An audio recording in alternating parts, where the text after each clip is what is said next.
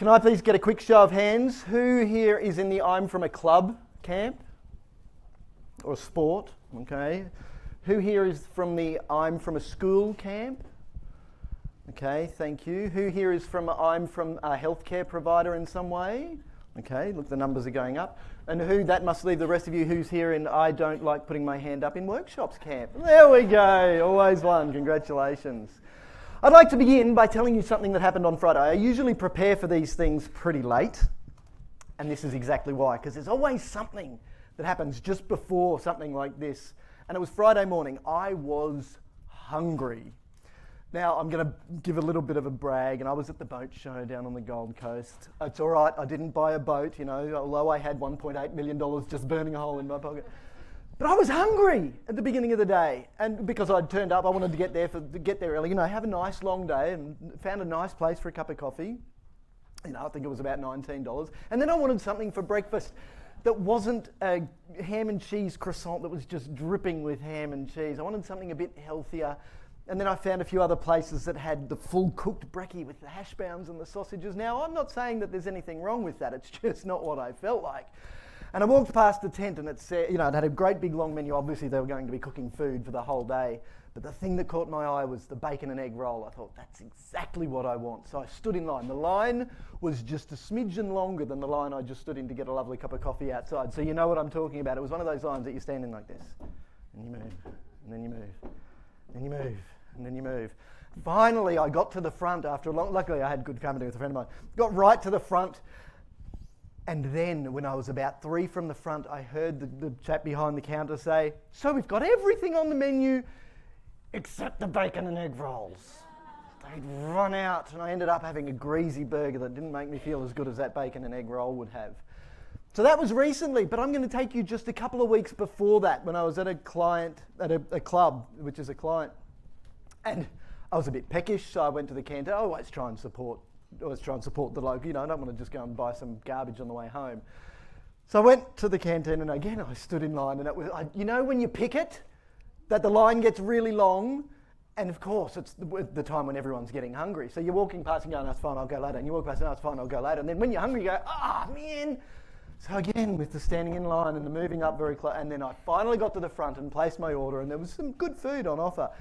And they put all of this food on the counter, and my mouth's starting to water. And then I, did this on my watch and went to pay, and they said, "Oh, sorry, we only take cash." And I went, "Grrr!" I got home, seriously, my son is 15, he's a tennis player, so he's here quite a bit. And I was telling him that story, and I said, that's why I got home and ate a lot. He said, "Why are you eating like a pig, Dad?" I said, "Because I'm hungry." And when I told him that they didn't take card, he said, "Do people still do that?" Yes, they do. So anyway, I'm going to try and give you some tips and tricks of things to overcome. Now, I must admit that for the most part, I work with sport and recreation organisations. So they are really the majority of where I spend my time. And it's a lot of fun. But what applies in sport and recreation organisations applies right across the not-for-profit sector. So as Victoria said, the work that we do with universities is exactly the same, because we're working with student associations and clubs and societies there. We're working with schools, school P's and C's, where again the same things apply. But a lot of what I talk about this morning will be directly related to clubs and associations. But that doesn't mean that it doesn't, and look, that's just because that's my wheelhouse. But where I want you to really stretch your thinking is that that's not just the only place that this stuff applies. So even if you are in a school tuck shop, and I remember when I used to love volunteering in the tuck shop because it was far more fun than being at home or being at work. But it was always, the big days were always things like the fete, the school fete, or Carol's night at the end of the year, where not only did that school tuck shop open for the kids, it opened for the mums and dads as well. So from an event-based perspective, even if you spend your time in an area that is different from where I spend most of mine, there will be something here for you, I promise. And I'd like to begin with what I call roadblock thinking. And there are 3 things here, and you've got to do away with these. They are a variation on a theme. The first one is, we tried that once and it didn't work. You ever heard that? Okay, but did you stop and think, okay, so we tried that once and it didn't work, fine. But was it what we did? Or was it when we did it? Or how we did it? Or who we put in charge of it? Was it Grumpy George, who is the face, trying to build relationships with God? What do you want? Of course it's not going to work. The next one, I'm probably introducing this one to you for the first time. We do it like that because that's how we've always done it. You shook your head. You've heard that before. Fly and all. Yeah, you've heard that before? Very dangerous words, aren't they? Now, I want to challenge myself here just a little bit because it's very easy to go in and say, oh, we do it like that because that's how we've always done it, therefore you shouldn't do it like that. That's not what that saying means, and it's not what I mean. There may be a very good reason why you do things the way you do them, but they're always open to challenge. Is it the right thing to be doing? So challenge it, but if you then find out, yeah, there's a good history of this and it worked fantastically well, and so we've kept doing it and there's a reason for it, fine, keep doing it. But understand that reason. Don't just come in and keep doing the same thing that everybody else does. And you've heard stories like, I'll see if I've got time, you know the monkeys? So you probably haven't heard the monkey story. They had a whole heap of about 5 monkeys. Actually, this story isn't true, but it's told by management consultants as if it is true. They put 5 monkeys in a cage and a ladder and bananas at the top. And as soon as one of the monkeys went up to get the bananas and touched the bananas, he got squirted with a fire hose, but so did all the other monkeys. So, well, that wasn't very nice. And then another monkey would see the bananas and go, want bananas, and climb up and then same thing. After this happened a few times, as soon as one of the monkeys would go to climb the ladder, what do you think the other monkeys did? No, we don't do that. So then the experimenters, as the story goes, took out one of the monkeys and put in a fresh monkey. A fresh monkey. Imagine, I didn't wake up this morning saying I'm going to be talking about fresh monkeys. Talking about food, fresh monkey, sorry. Fresh monkey. Fresh monkey sees bananas and goes, yeah, fantastic. Other monkeys go, no, you don't. Then they took out another original monkey and replaced another original monkey. And so the same thing happened every time, but by the time all of the monkeys were fresh monkeys and one of the monkeys would go up, they go, no, we don't do that. Yet none of them ever got squirted with a fire hose. It's just, that's how we've always done it around here. There's a very good chance you're going to find that when you challenge the monkeys, they'll say, oh, it's just because it's how we've always done it. But if there's a good reason, then you can stick to it. And the third one, I promise you there would be 3. The third one, this is probably the most dangerous. If it ain't broke, don't fix it. Like seriously. So what that means is good. Yeah, it's good enough. Okay, so we're doing well. We're selling some stuff. We're filling some bellies. But is it the best that we can be doing? And is it the right thing? Okay, so we're getting some good results. But are they the best results? Bless you. There's a good saying, good is the enemy of great. Because we get good and we go, yeah, it's fine, we can stay here now. But I don't think it's good enough. So I want to challenge your thinking. All of these things absolutely exist everywhere we sell food. And the fact that you all chuckled, I think, means that absolutely that's right. So when we look at how our food sales work, it forms part of what I call the wheel of governance. Now, I promise you I'm not here to talk about governance. I just want to show you how this stuff fits in. Governance, in my opinion, is not really a topic unto itself. It's more like the hub of a wheel with lots of spokes. And each one of those spokes are one of the topics of governance. So in a community organisation, the Constitution is a spoke of governance. The AGM, how we do that. All of our other meetings, our event management, our risk management, our asset management, our financial management, our volunteer management. But so are our business units. And our canteen or our tuck shop is absolutely a business unit. So that's how it fits in. So when people say, so what's the most important spoke of this wheel of governance, Michael? Where should we be starting? I say, well, you should start with any of those spokes that are weak and are about to start bearing the weight of your organisation. Because as the spoke that is crooked, is not very good, is in the air and not supporting the weight of the organisation, it's fine. But as soon as that comes down and touches the ground and it buckles, you get a bumpy ride. So I don't want you to have a bumpy ride. I want you to make sure all of these things are good. All of those spokes are good. And today I want to focus specifically on the spoke of the business unit of where you sell your food. What do you think? Does anyone want to have a go, have a crack and answer a question? What does the term not for profit mean? Does anyone want to have a crack? All those people, yes? Oh, okay. So it's basically a business that doesn't have a profit, but there's no CEO or 50% right. I mean 50%, 100% right. Hey, please give a round of applause, ladies and gentlemen. Thank you. Do they have to be? So they're also the most under-resourced organisations. And they don't have to be. So I love, and I'm not going to do it to you, I love getting to conferences and going to the, I'll call it the pulpit, shall I? My dear friends, we are gathered here today for me to tell you, and I say, I'm not going to tell you that you've got to run your club like a business. And I see people and they go, and they relax. You know, why didn't you relax? And they say, oh, Michael, it's because you're so lovely. You're a lovely young man. And I say, well, thank you very much for a start. You're a lovely young man. And you realise that we're just volunteers. And we're not for profit. So we're not allowed to run like a business because we're not allowed to make money because we're certainly not allowed to make profit. I can see a few smiles or smirks. And I go, no, that's not why I'm saying it. You know, I'm generally nice and I give them a treat or a pat on the back first. Did I just say treat? Oh my God. I meant a mini chocolate bar, not a good girl, not like that. And then I say, no, I don't say you should run your club like a business because it's a stupid thing to say. Clubs are businesses, not-for-profits are businesses. They're just not-for-profit businesses. That's the business structure. So we can have a CEO, but we don't have shareholders. So if we were a for-profit business, any surplus that's left, profit, can be distributed among shareholders by way of dividend.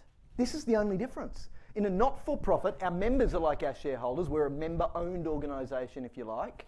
But at no point, not while we're operating and not when we finish, can those members take a share of any money that's left over, any of the profits. That's it. So how much money can a not-for-profit make? Sky's the limit. How much money can they keep? Sky's the limit. How long can they keep it? Sky's the limit. How much can they have in the bank? Sky's the limit. So long as when they spend that money, they're spending it on the delivery of why that organisation exists in the first place, their objects in their constitution. That's it. So from here on, I'm going to focus on how to make bucket loads of money from where you sell food. Before I do though, that is not necessarily why an organisation sets up a food service entity or a food service business unit. Sometimes a food service business unit is not there to make money. Sometimes it's there to provide food, like in a school, in a disadvantaged community where some kids go to school with an empty belly. And if we don't have food that is given to them at a significant loss to us, they won't eat today. If kids don't eat, they don't learn. If kids don't learn, the future doesn't look very bright. So before you begin on any of these journeys about marketing, make sure that you've got a clear picture of the purpose of your business or your business unit in this case. So if the purpose of the business unit in a sports club canteen is to make a bucket load of money, remembering that at some point when we spend that money we make, it's always going to go back into the organisation. Better programs, better services, better equipment, better facilities, better people through staffing, because we'll be able to pay people if we're making good money, if we're doing good business over here. Great.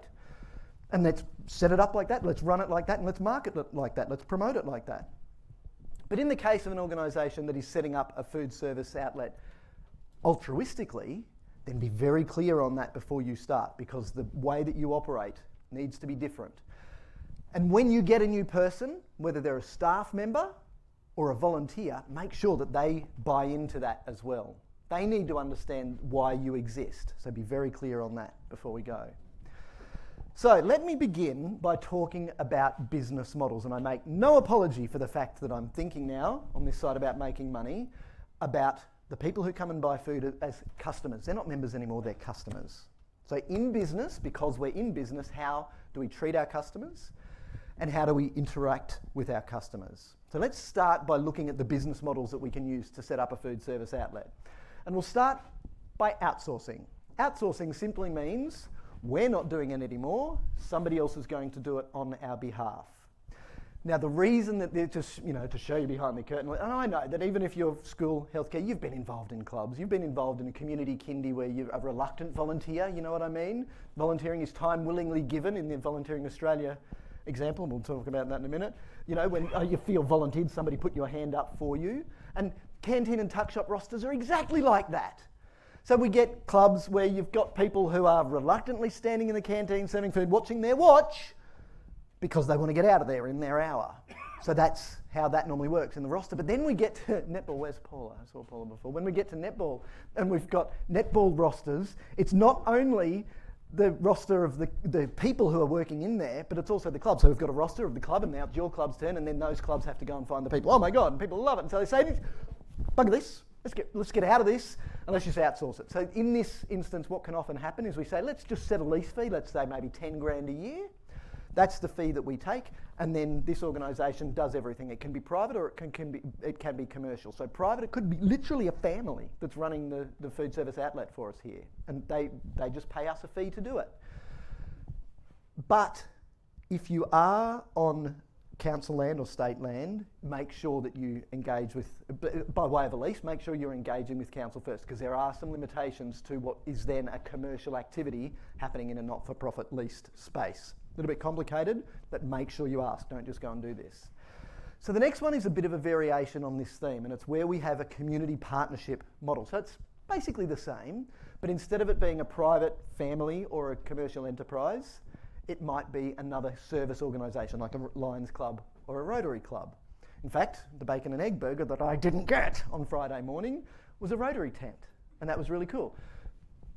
So this way, those organisations make money because they come in and they make money, but they might be passing some of that money on to the community organisation that's running the event or the activity in the first place.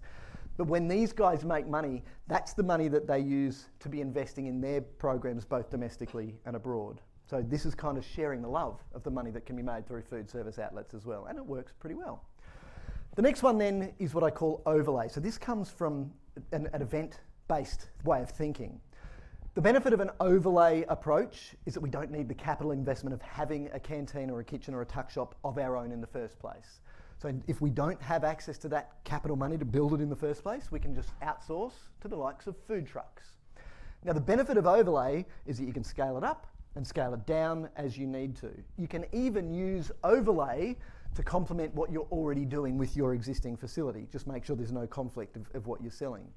This gives you great control as well, because you can tailor the sorts of food offerings that you're doing. So if you're running an event that is, for instance, a multicultural festival, then look at the options that you've got available to you as far as what sort of food offerings you could have, and you don't need to stock up on any of it. You just create a partnership agreement with the overlay providers, they come in, they sell the food.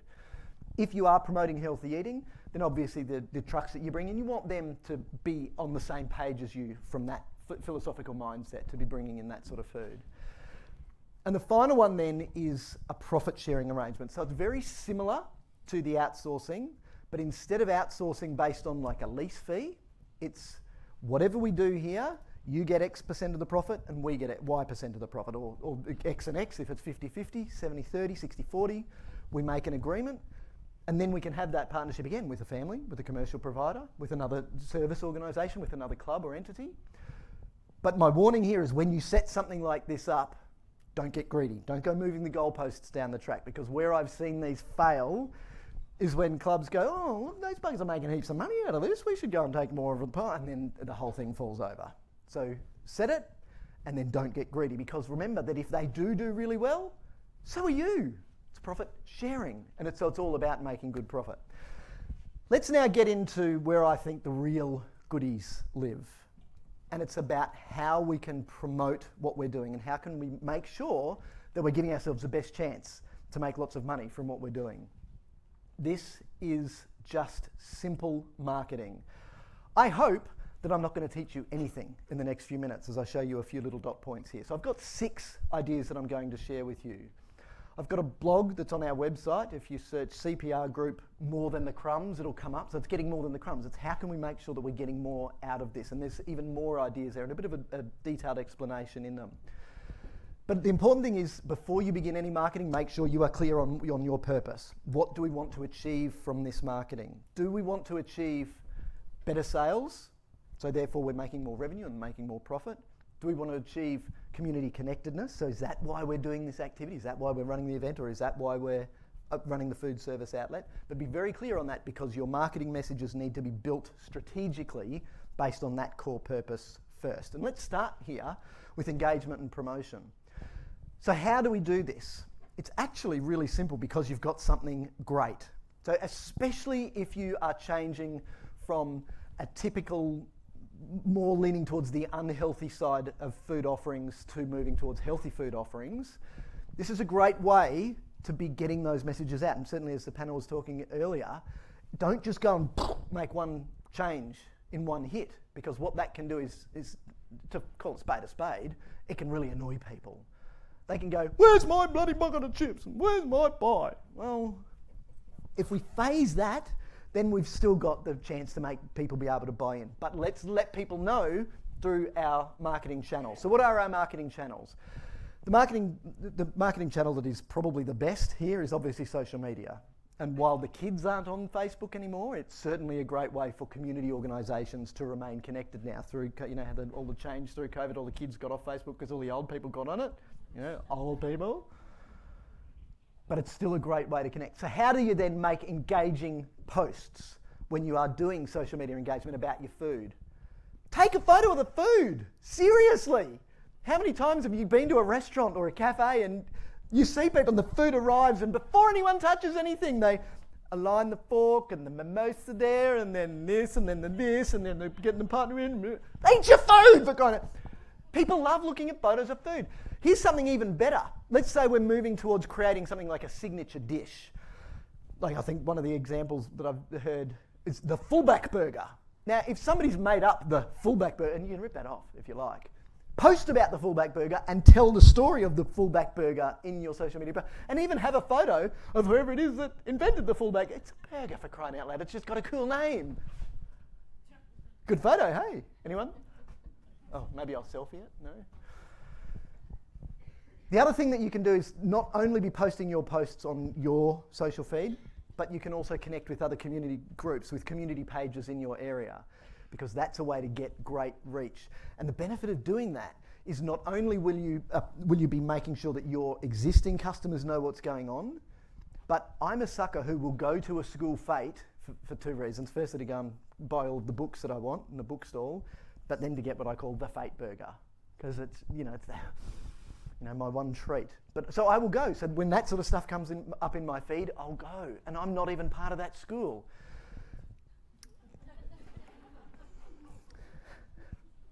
Then we get to changing the menu. So this is a global thing. If you've had the garbagey food over there and you're changing over here, fine. But I'm talking about tweaking your menu through the year as well. So in summer, people want fresh food, cold drinks. So maybe fresh made sandwiches and cold drinks is what's going to be a good seller. But if you're on a cold night, like, I don't know about you, but I was up when my watch said it was 7 degrees this morning. So if it's going to be 7 degrees tonight when I'm standing on the side of a football field, I'm not going to want a cold drink and a fresh sandwich. I'm going to want some hot soup, some pasta, fresh made lasagna. So mix it up as you're going through. Make changes in accordance with seasonal demand. When you do this though, please keep really good records. Know what sells, know what's moving, know where your margin is, and make sure that you've got the right things on sale. So you're stocking the right things, because then you're keeping that data. The next one is exactly what I just said. There's an old saying with Tuckshops and with canteens, you don't make your money when you sell, you make your money when you buy. So you're buying the right things that you know are going to move. So when you're doing that promotion and pushing the right information out, then you're making people come in and buy the right things, but you've also made sure that you've got them. Now the next one is really important. Come on down, make sure the price is right. Now some of you, and I won't make you show your hands, some of you thought when I showed that I want you to keep it affordable, aka cheap. I don't. I want you to really critically analyse what you're doing with your pricing, because there's a good chance that you're still running with genuine 1974 prices. If food where you are is cheaper than people can get it for just down the road, why is that? Again, if you've got a strategic reason for doing that, okay, but typically our reason is because we've always been cheap. I'm going to say two things: Jetstar, Emirates. You knew, as soon as I said it, Jetstar, you're going to get treated like sheep. Emirates, you're going to get on the plane and they're going to give you a nice hot towel and you're going to feel like royalty. What do you want to be? And by the way, speaking of airplanes, when you go to the airport and there's a captive market and you can't go anywhere else to get your food, what do they do to the prices? Just saying, remember we're in business. Everyone else who's in business, when I go to the races, when I go to a carnival, when I go to an event, when I go to the airport, you have that same opportunity and you can test it, especially if you've got those signature dishes. That's where you can be really trialling important things. Second last, point of sale systems and pre-order. So point of sale systems are an electronic thing, not an old cash register anymore where you just press no sale and the drawer opens and you take cash, but it's an iPad or some computer that is talking to the little card reader that you can enter the menu items, boom, boom, boom, sale, boom, boom, boom, sale. My accountant, Graham, used to say, Michael, let people give you money the way they want to give you money. Don't make them give you money the way you need to get it. So make sure that if you don't already have these sorts of, and I know that in schools they're set up great with the swipe card that connects to mum and dad's account, fantastic. What are we doing across the board when we're doing events? And pre-orders. Oh, so remember at school when you'd go to school and you'd put your money in the brown paper bag and you'd write on it and you'd sticky tape it down and you'd put it in the shopping basket, the washing basket, and then at big lunch, your food would turn up? Why not do that as well? It's so easy, but pre-orders now don't need a brown paper. The money went in the same place as my vanilla slice. Ew. Now, I can do all that through the week. If I know that at 9:30 we're going to be coming off the field, I can say, I want all of this food, and then boom, it's ready. But from your perspective, and they've already paid for it online. You've got the money before you made the food. Wow. And of course, vouchers, you give the best and fairest voucher as a canteen voucher or a Tuckshop voucher. And I want this. Guess who that kid comes up to the counter with? Siblings, mum and dad. So fantastic, there's your food. And what are you guys having? And by the way, here's our card reader, so you don't need a blip, blip, blip. There we go, we're making money. And finally, this is my most favourite one. We have clients who have seriously made hundreds of thousands of dollars by doing this. I'm going to keep picking on netball, and I'm not talking about this just because Paul is in the room. So imagine netball in August, early August, on a chilly Saturday morning. And you've got 1,200 people there at the beginning of the day, and you've got 1,200 people. They're different people, but through the course of the day, there are typically 1,200 people at the grounds for the whole day. Imagine what Ray Kroc would think if he stood there going, wow, target market, baby. What are we going to do here? Somebody like Ray Kroc would say, they're not coming here because the place wasn't built right. The whole exit through the gift shop idea, always make people go out past where they can give you money. That's not how a lot of facilities are built. It's not how a lot of events are set up. So what can we do about that? Very simply, send a group out with the FPOS machine and some way to take orders, and if you're not set up for it, literally a text message back to the canteen will be fine. Take the money and then move on, and then somebody else is coming around behind them giving the food out. Now the story here is that on that cold August morning, we've got the little girls playing netball, and they are so cute. So mum and dad both go. When mum and dad both go, all of the siblings have to come. But because the kids are playing netball, Nana and Pop come, and Grandma and Grandpa come, so we've got a horde of people per player. Look at that. Let's sell to and you know what? They all there, they watch the netball, they do this while they're watching the netball. The canteen's too far away and I don't want to miss the netball, so they don't go.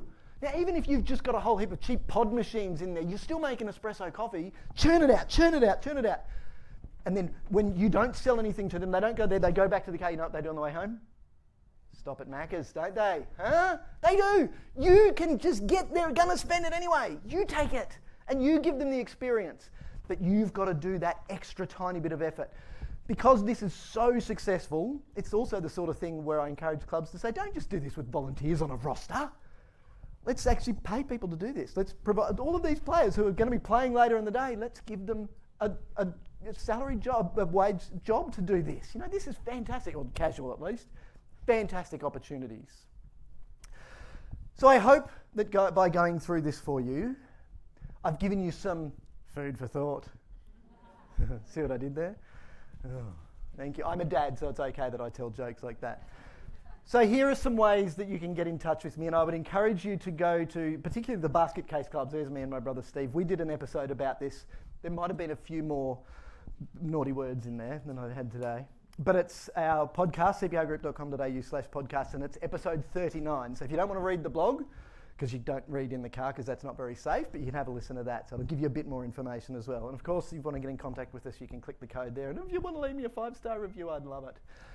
So I would like to leave that all with you, and I hope that by putting this stuff into practice, you can not only make a sausage sizzle, you can make your whole food operation sizzle. Thank you. See what I did there? Ladies and gentlemen, thank you so much, Michael. My pleasure. Your session today brought to us by Vending First, so thank you